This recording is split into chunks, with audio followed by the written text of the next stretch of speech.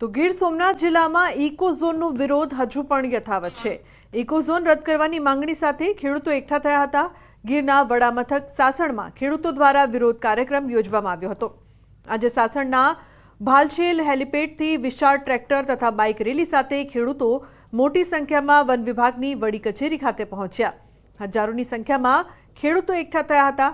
સાસણ ગીરના આરએફઓને આવેદન આપ્યું અને ઇકો ઝોન રદ કરવાની ઉગ્ર માંગ કરી। આ આંદોલનમાં મહિલા ખેડૂતો પણ મોટી સંખ્યામાં જોડાયા। ઇકો ઝોન નાબૂદ ન થાય તો મેંદડાના 12 થી 15 સરપંચો આવનારા દિવસોમાં રાજીનામા આપશે। જે અહીંયા આ વાતો એવી કરે છે કે સિંહના કારણે ઇકો ઝોન લાવવામાં આવ્યો છે, તો અહીંયા જે પરમિટ લઈને રોજની 200 થી 250 જીપ્સીઓ અંદર જવા દેવામાં આવે છે, ટ્રેકરો સિંહને રસ્તા ઉપર લઈને આવે છે। તો આ તમામ જે પ્રોસેસ થઈ રહી છે એને અમે લોકોને સાથે રાખીને બંધ કરાવીશું। પરમિટથી સિંહ દર્શન બંધ કરાવીશું। તો રાજકોટના ગોંડલ માર્કેટ યાર્ડમાં દેશભરમાં પ્રખ્યાત ગોંડલિયા મરચાની ખરીદી શરૂ કરાઈ છે। યાર્ડમાં પૂજા વિધિ સાથે ખેડૂતો અને વેપારીઓને કુમકુમ તિલક કરી મરચાની ખરીદી શરૂ કરાઈ છે। સાથે જ મરચાની હરાજીમાં આવેલ પ્રથમ ખેડૂતને શિલ્ડ આપી સન્માન કરાયું। આજે સિઝનની સૌ પ્રથમ 3500 થી 4000 મરચાની ભારીની આવક નોંધાઈ છે। હરાજીમાં સાનિયા મરચાની એક ભારીના 20 કિલોના રેકોર્ડ બ્રેક ભાવ ₹23,113 સુધીના ભાવ બોલાયા હતા। તો યાર્ડમાં મરચાની હરાજીમાં સરેરાશ ભાવ 3000 થી લઈને 6000 સુધીના ભાવ ખેડૂતોને મળ્યા। ત્યારે ગોંડલના પ્રખ્યાત મરચાનું વેચાણ કરવા ખેડૂતો મોટી સંખ્યામાં ઉમટ્યા હતા।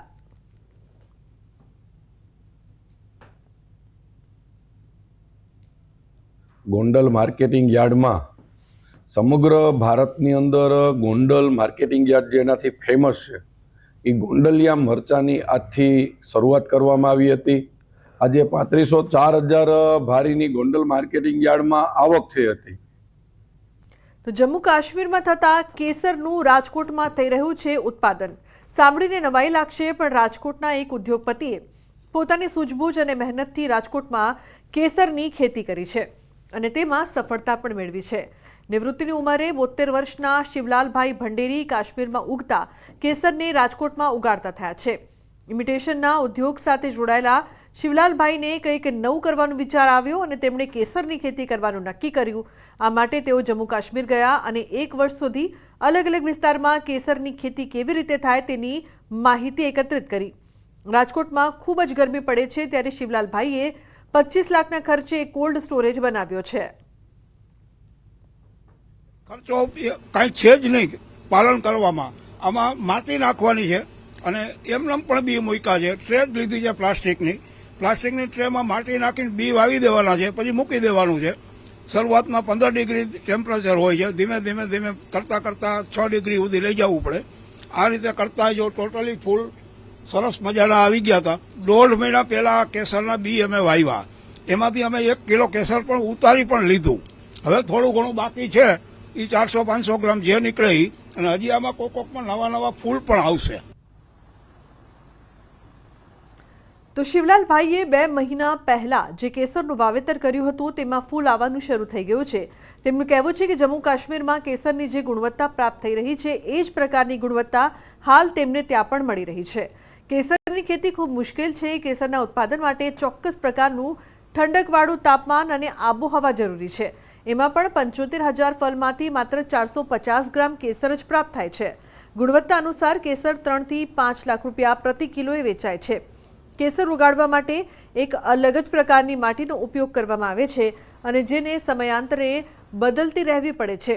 આ તમામ ટેકનિક સાથે શિવલાલભાઈએ કેસરની સફળ ખેતી કરી અન્ય ખેડૂતોને પણ આધુનિક ખેતી તરફ વાળવા પ્રોત્સાહિત કર્યા છે। લાઇટ બિલ 10,000 રૂપિયા આવે છે, બાકી કોઈ જાતનો કોઈ માણસ નથી જોતા, કાંઈ નથી જોતો, કોઈ જાતનો ખર્ચ નથી। સિંગલ માણસ આને હેન્ડલ કરી શકે, ઇવન લેડીઝ પણ આને હેન્ડલ કરી શકે। તો ડાંગ જિલ્લાના આહવા તાલુકામાં કોઝવે જર્જરિત હાલતમાં જોવા મળી રહ્યા છે। બોરખલથી પાંડવા ગામ સુધીના રસ્તા પર આવતા કોઝવે ઘણા સમયથી જર્જરિત હાલતમાં છે। કુલ 9માંથી 6 કોઝવે જર્જરિત હાલતમાં છે, જેના કારણે વાહન ચાલકોને ભારે હાલાકીનો સામનો કરવો પડી રહ્યો છે। કોઝવેના સળિયા બહાર દેખાઈ રહ્યા છે। લોકોમાં અકસ્માતનો ભય ફેલાયો છે। સ્થાનિકોએ વહેલી તકે કોઝવેનું સમારકામ કરવા તંત્ર પાસે માંગ કરી છે। ડાંગ જિલ્લાના આહવા તાલુકામાં આવેલ બોરખલ ગામથી પાંડવા ગામ સુધીનો રસ્તો પરના આવતા કોઝવે ઘણા વર્ષોથી ખરાબ તૂટેલી ફૂટેલી હાલતમાં જોવા મળી રહ્યા છે. બોરખલથી પાંડવા ગામ સુધીના રસ્તા પર 9 કોઝવે આવે છે, જેમાં 6 કોઝવેની પરિસ્થિતિ એટલી દયનીય થવા પામી છે કે વાહન ચાલકોની કમર તોડી નાખે છે. વહીવટીતંત્ર દ્વારા કોઝવેનું સમારકામ હાથ ધરવામાં આવે અને સ્થાનિક અંતરિયાળ વિસ્તારના નાગરિકોને સમસ્યામાંથી છુટકારો મળે તે જરૂરી બનવા પામ્યું છે. દિનકર બંગાળ, ન્યૂઝ 18 ગુજરાતી, ડાંગ. તો રાજકોટના ધોરાજીમાં લાંબા અંતરની ટ્રેનનું સ્ટોપ આપવા માંગ ઉઠી છે. ધોરાજી રેલવે સ્ટેશનથી અન્ય મોટા શહેરો કે રાજ્યોમાં જવા માટે એક પણ ટ્રેન નથી. લાંબા અંતરની મુસાફરી માટે લોકોને રાજકોટ જવું પડે છે, જેના કારણે અહીંના લોકોને બહાર આવવા જવામાં ભારે હાલાકી થઈ રહી છે. અહીં રેલવે સ્ટેશન પર 2 પ્લેટફોર્મ છે, જો કે ફૂટ ઓવરબ્રિજ ન હોવાથી મુસાફરો પાટા ઓળંગીને બીજા પ્લેટફોર્મ પર જવા મજબૂર છે. એમાં પણ વડીલોને ભારે મુશ્કેલી થાય છે. ત્યારે ફૂટ ઓવરબ્રિજ બનાવવા અને લાંબા અંતરની પેસેન્જર ટ્રેનની સુવિધા આપવાની સ્થાનિકોની માંગ છે. આટલા ટ્રેક, આટલી સગવડતા, આટલી ઇલેક્ટ્રિશિયન કરેલું છે, જ્યાં એવે વખતે ટ્રેનોની ખરેખર ખૂબ જ જરૂરિયાત છે. એવે વખતે અહીંયા રેલવે સાંતાગાતી જેવું, જ્યાં ધોરાજીનું મહત્વ સ્થળ છે, સાંતાગાતી જેવી ટ્રેન કલકત્તા જતી હોય, આઉટ ઓફ રાજ્યની એક પણ ટ્રેન અહીંથી નથી, ત્યારે સાંતાગાતીનું સ્ટોપ ધોરાજીમાં આપવા ખાસ વિનંતી છે. કારણ કે એમાં 1, 2, 3 મિનિટનો ભલે સ્ટોપ આપે, પણ તેમ છતાં ધોરાજીની જનતાને એક સુવિધા મળે.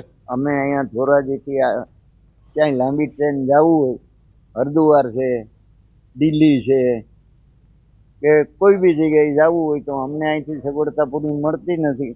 એટલે અમારે ટ્રાવેલ્સમાં રાજકોટ લગ્ન જવું પડે છે. તો અમને કોઈ સુવિધા મળે અને અહીંયા ટ્રેન રોકાય એવી સુવિધા કરી દઈએ. આના કરતાં તો પેલા મીટર ગેજ હતી ત્યારે સારી હતી. દિવસની ધોરાજીથી 8 થી 10 ટ્રેનો નીકળતી, એને બદલે બ્રોડ ગેજ થયા પછી ખાલી 2 ટ્રેન, અને એ આ બુલેટ ટ્રેનના જમાનામાં શું કહેવું. અહીંથી ધોરાજી પેસેન્જર એસોસિએશને વારંવાર રજૂઆત કરી છે, પણ કાને અથડાતી નથી. એટલે મહેરબાની કરીને ફરીને વેસ્ટર્ન રેલવે મેનેજરને મારી વિનંતી છે કે નવી ટ્રેનો ચાલુ કરે. તો ધોરાજીને પ્લાસ્ટિક ઉદ્યોગનું હબ માનવામાં આવે છે. કારખાનામાં અન્ય રાજ્યોમાંથી આવતા મજૂરો, ઉદ્યોગકારો અને વેપારીઓને ભારે પરેશાનીનો સામનો કરવો પડે છે. સ્થાનિકો ધોરાજી સાથે ઓરમાયું વર્તન થઈ રહ્યું હોવાનો આક્ષેપ કરી રહ્યા છે. શહેર કોંગ્રેસ પ્રમુખે આ મુદ્દે સત્તા પક્ષ પર આક્ષેપ કર્યા, જ્યારે ભાજપ નેતાએ પણ ટ્રેનનું સ્ટોપેજ આપવા માંગ કરી. આ મુદ્દે ફરીવાર સાંસદ, ધારાસભ્યને રજૂઆત કરવાની તૈયારી દર્શાવી છે.